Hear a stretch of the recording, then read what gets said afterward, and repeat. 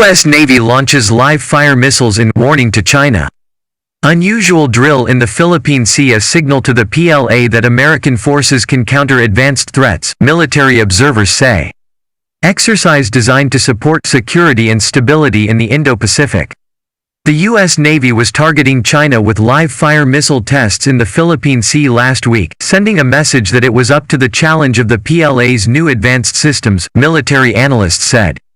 In the drill in waters east of the Philippines on Thursday, the guided missile destroyer USS Barry launched a medium-range Standard Missile 2, the U.S. 7th Fleet said on its Facebook page.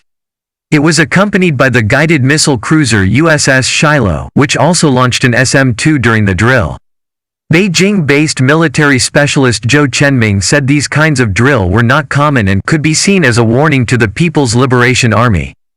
The U.S. Navy is worried about Chinese missiles, which China could use as a trump card in a military conflict between the two parties in the region. The 7th Fleet wants to warn Beijing that it can intercept missiles from China, Zhou said. Li Jia, another Beijing-based military analyst, agreed that the launches were a message to China, and to a lesser extent, Russia. The U.S. Navy wants to tell China that they can counter the PLA's advanced missiles, Li said. The PLA has developed two kinds of missiles that could pose big threats to the U.S. military, the carrier killer DF-21D and the anti-ship DF-26, which has a 4,000 km (2,500-mile) range and puts the U.S. naval base in Guam within reach. Either one of the missiles might have been put through its paces in June when the PLA rocket force staged missile tests in the disputed South China Sea, according to the Pentagon.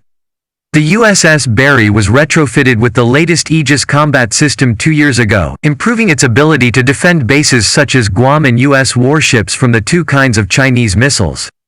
Further U.S. upgrades and tests can be expected, as the PLA tries to narrow the hardware, software and training gap with the American military, according to Colin Ko-Sui Lean, a research fellow with the Institute of Defense and Strategic Studies Maritime Security Program in Singapore.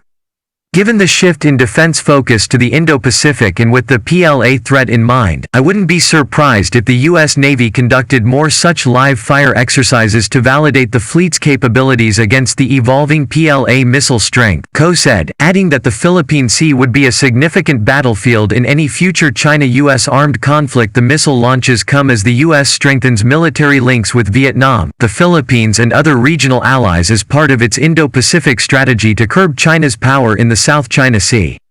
The 7th Fleet said the Barry's live-fire operation was in support of security and stability in the Indo-Pacific.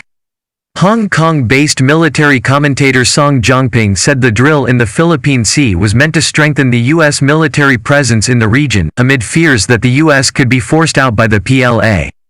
The Philippine Sea is also the critical maritime artery for PLA vessels when they sail to the Western Pacific and Indian Oceans, Song said.